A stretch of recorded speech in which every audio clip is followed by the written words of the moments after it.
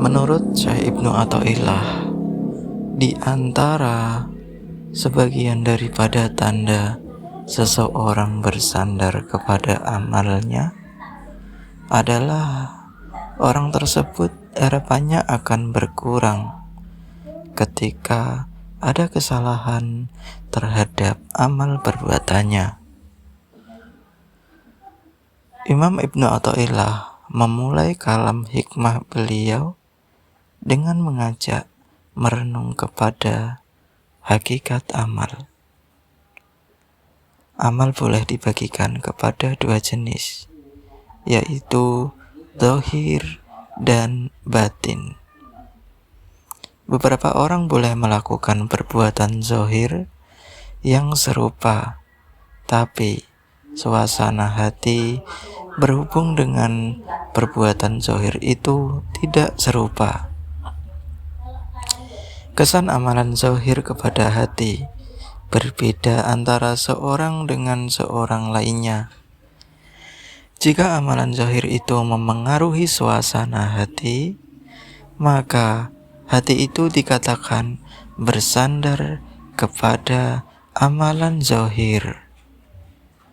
Jika hati dipengaruhi juga oleh amalan batin, maka batin itu dikatakan bersandar juga kepada amal, sekalipun itu adalah amalan batin. Hati yang bebas daripada bersandar kepada amal, entah zahir maupun batin, adalah hati yang menghadap kepada Allah Subhanahu wa Ta'ala dan meletakkan pergantungan kepadanya tanpa membawa sebarang amal, entah zahir maupun batin, serta menyerah sepenuhnya kepada Allah Subhanahu wa Ta'ala tanpa takwil atau tuntutan. Hati yang demikian tidak menjadikan amalnya, walau berapa banyak sekalipun, sebagai alat untuk tawar-menawar dengan Tuhan bagi mendapatkan sesuatu. Amalan itu tidak menjadi perantaraan di antara ia dengan Tuhannya.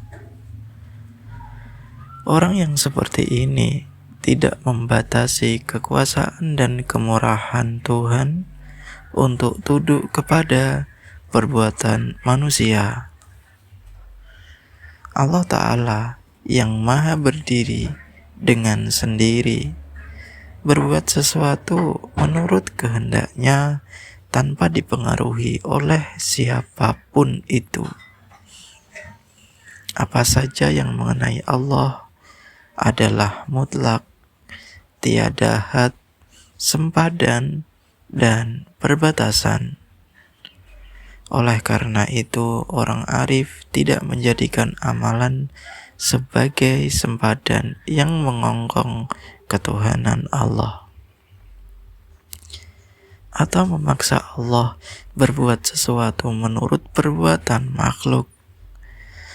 Perbuatan Allah Ta'ala berada di hadapan dan perbuatan makhluk berada di depan. Tidak pernah terjadi Allah mengikuti perkataan dan perbuatan seseorang atau sesuatu sebelum menjadi seorang yang arif. Manusia memang berhubung rapat dengan amalan dirinya, baik yang zahir maupun yang batin.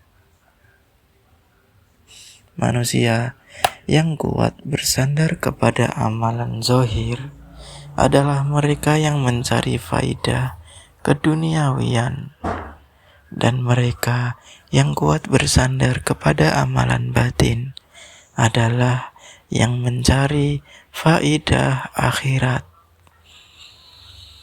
Kedua jenis manusia tersebut memiliki kepercayaan bahwa amalannya itulah yang menentukan apa yang mereka akan peroleh, baik di dunia maupun akhirat.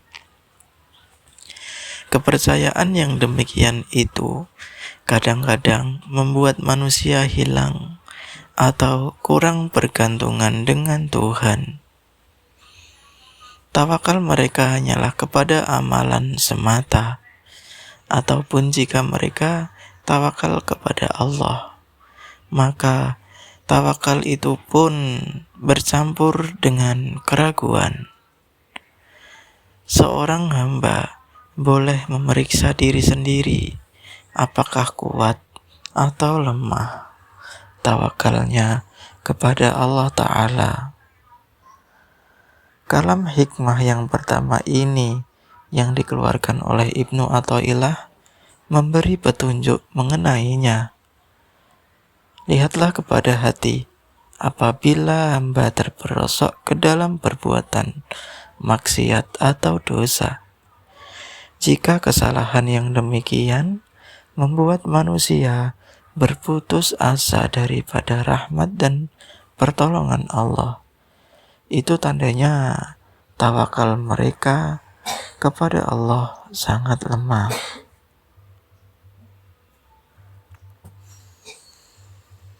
Firman-Nya yaitu, "Wahai anak-anakku, pergilah dan intiplah kabar berita mengenai Yusuf dan saudaranya, yakni Bunyamin, dan janganlah kamu berputus asa dari rahmat serta pertolongan Allah. Sesungguhnya tidak berputus asa dari rahmat dan pertolongan Allah, melainkan kaum yang kafir." Quran Surah Yusuf ayat 87. Ayat di atas menceritakan bahwa orang yang beriman kepada Allah Ta'ala meletakkan tawakal hanya kepadanya, walau dalam keadaan bagaimana sekalipun.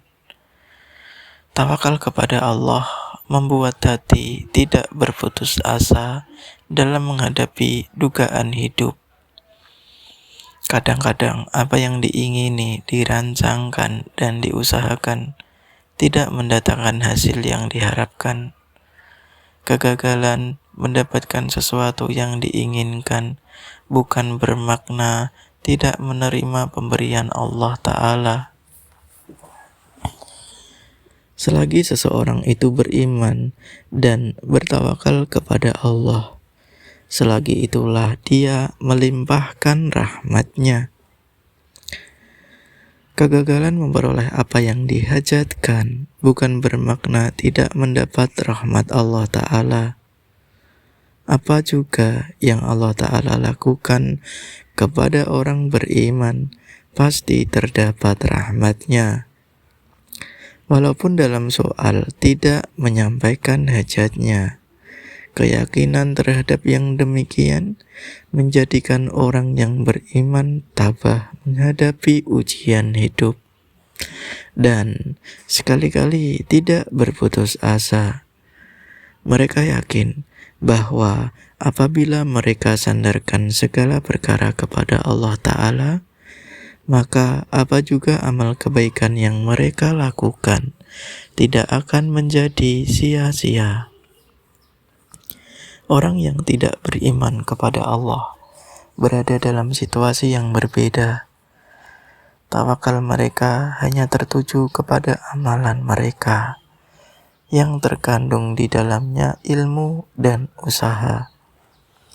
Apabila mengadakan sesuatu usaha berdasarkan kebolehan dan pengetahuan yang mereka miliki, mereka mengharapkan akan mendapat hasil yang setimpal. Jika ilmu dan usaha, termasuk pertolongan orang lain, gagal mendatangkan hasil, mereka tidak mempunyai tempat bersandar lagi. Jadilah mereka orang yang berputus asa. Mereka tidak dapat melihat hikmah kebijaksanaan Allah Ta'ala dalam mengatur perjalanan takdir, dan mereka tidak mendapat rahmat-Nya. Jika orang kafir tidak bersandar kepada Allah dan mudah berputus asa, Di kalangan sebagian orang Islam juga ada yang demikian. Bergantung setakat mana sifatnya menyerupai sifat orang kafir. Orang yang seperti itu melakukan amalan karena kepentingan diri sendiri, bukan karena Allah. Orang ini mungkin mengharapkan dengan amalannya itu dia dapat mengecapi kemakmuran hidup di dunia. Dia mengharapkan semoga amal kebajikan yang dilakukan dapat mengeluarkan hasil dalam bentuk bertambah rezekinya, kedudukannya, atau pangkatnya. Orang lain semakin menghormatinya, dan dia juga dihindarkan daripada bala penyakit, kemiskinan, dan sebagainya. Bertambah banyak amal kebaikan yang dilakukan, bertambah besarlah harapan dan keyakinannya tentang sejahtera hidupnya.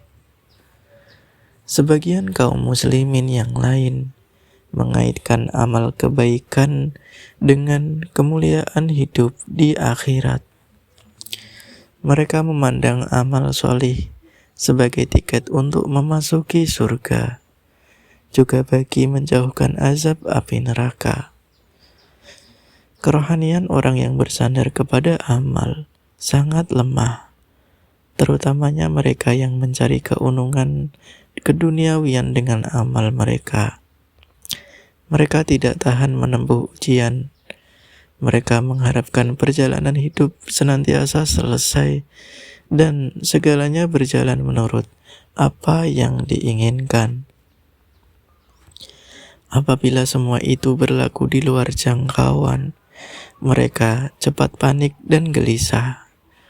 Bala bencana membuat mereka merasakan yang merekalah manusia yang paling malang di atas muka bumi.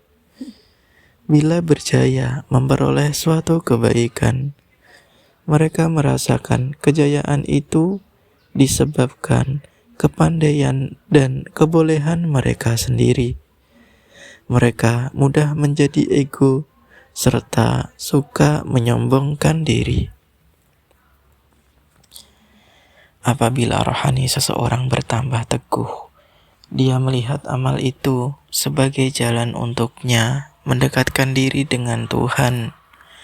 Hatinya tidak lagi cenderung kepada faidah duniawi dan ukhrawi, tetapi dia berharap untuk mendapatkan karunia Allah Ta'ala seperti terbuka hijab-hijab yang menutupi kalbunya.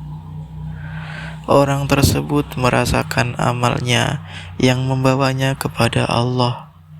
Dia sering mengaitkan pencapaiannya dalam bidang kerohanian dengan amal yang banyak dilakukan seperti berzikir, sembahyang sunnah, berpuasa, dan lain-lain.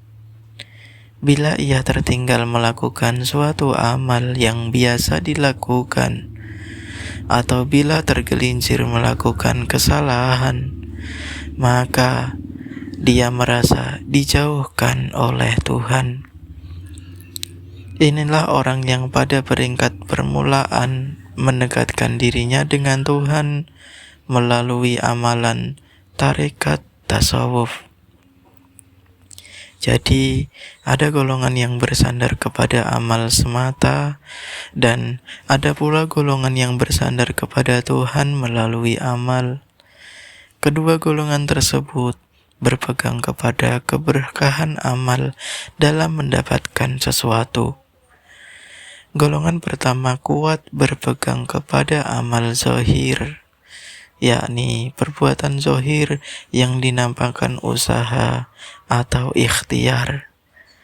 Jika mereka bersalah memilih ikhtiar, hilanglah harapan mereka untuk mendapatkan apa yang mereka hajatkan. Ahli tarekat yang masih di peringkat permulaan kuat bersandar kepada amalan batin seperti sembahyang dan berzikir. Jika mereka tertinggal melakukan suatu amalan yang biasa mereka lakukan, akan berkurang pula harapan mereka untuk mendapatkan anugerah dari Allah Ta'ala.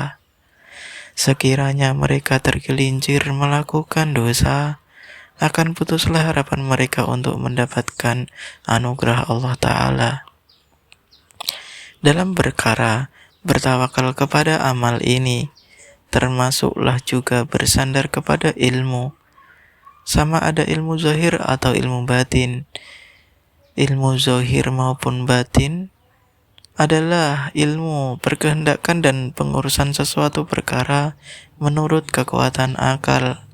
Sedangkan ilmu batin adalah ilmu yang menggunakan kekuatan gaib bagi menyampaikan hajat. Ia termasuklah penggunaan ayat-ayat Al-Quran dan jambi-jambi. Kebanyakan orang meletakkan keberkahan kepada ayat, jambi, dan usaha, hinggakan mereka lupa kepada Allah Ta'ala yang meletakkan keberkahan kepada tiap sesuatu itu. Seterusnya, sekiranya Tuhan izinkan, kerohanian seseorang meningkat kepada makom yang lebih tinggi, nyata di dalam maksud kalimat la haula wala quwata illa billah. Tiada daya dan upaya kecuali beserta Allah. Kemudian surah As-Saffat ayat 96. Wallahu khalaqakum wa ma ta'malun. Padahal Allah yang mencipta kamu dan benda-benda yang kamu perbuat itu. Orang yang di dalam makom ini tidak lagi melihat kepada amalnya. Walaupun banyak amal yang dilakukan, namun hatinya tetap melihat bahwa semua amalan tersebut adalah karunia Allah Ta'ala. Jika tidak karena taufik dan hidayah dari Allah Ta'ala, tentu tidak ada amal kebaikan yang dapat dilakukan. Allah Ta'ala berfirman, yang artinya adalah, ini adalah dari limpah karunia Tuhanku untuk mengujiku, adakah aku bersyukur atau aku tidak mengenangkan nikmat pemberiannya. Dan siapa yang bersyukur, maka faidah syukurnya itu hanyalah terpulang kepada dirinya sendiri. Dan siapa yang tidak bersyukur, maka tidaklah menjadi masalah kepada Allah, karena sesungguhnya Tuhanku Maha Kaya lagi Maha Pemurah. Quran Surat An-Naml ayat 40. Begitu juga firman-Nya dalam surat Al-Insan ayat 30 sampai 31 yang artinya adalah, dan tiadalah kamu berkemauan melainkan dengan cara yang dikehendaki Allah. Sesungguhnya Allah adalah mengetahui lagi Maha bijaksana. Dia memasukkan siapa yang dikehendakinya ke dalam rahmat-Nya, dan orang-orang zalim Ia menyediakan untuk mereka azab yang tidak terperi sakitnya. Segala-galanya adalah karunia Allah Ta'ala dan menjadi milik-Nya. Orang ini melihat kepada takdir yang Allah tentukan. Tidak terlihat olehnya keberkahan perbuatan makhluk, termasuklah perbuatan dirinya sendiri. Makom ini dinamakan makom arifin, yaitu orang yang mengenal Allah Ta'ala. Golongan ini tidak lagi bersandar kepada amal, namun merekalah yang paling kuat mengerjakan amal ibadah. Orang yang masuk ke dalam lautan takdir, ridho dengan segala yang ditentukan Allah Ta'ala, akan senantiasa tenang, tidak berduka cita bila kehilangan atau ketiadaan sesuatu. Mereka tidak melihat makhluk sebagai penyebab atau pengeluar kesan. Di awal perjalanan menuju Allah Ta'ala, seseorang itu kuat beramal menurut tuntutan syariat, Dia melihat amal itu sebagai kendaraan yang boleh membawanya hampir dengan Allah Ta'ala. Semakin kuat dia beramal, semakin besarlah harapannya untuk berjaya dalam perjalanannya. Apabila dia mencapai satu tahap, pandangan mata hatinya terhadap amal mulai berubah. Ia tidak lagi melihat amalan sebagai alat atau penyebab. Pandangannya beralih kepada karunia Allah Ta'ala. Dia melihat semua amalannya adalah karunia Allah Ta'ala kepadanya, dan kehampirannya dengan Allah Ta'ala juga karunia-Nya. Seterusnya, terbuka hijab yang menutupi dirinya, dan dia mengenali dirinya dan mengenali Rabb-Nya. Dia melihat dirinya sangat lemah, hina, jahil, serba kekurangan, dan fakir. Allah adalah Maha Kaya, berkuasa, mulia, bijaksana, dan sempurna dalam segala hal. Bila dia sudah mengenali dirinya dan Tuhannya, pandangan mata hatinya tertuju kepada kudrat dan iradat Allah yang meliputi segala sesuatu dalam alam maya ini. Jadilah ia seorang arif yang senantiasa memandang kepada Allah Ta'ala, berserah diri kepadanya, bertawakal dan berharap kepadanya. Dia hanyalah hamba Allah Ta'ala yang fakir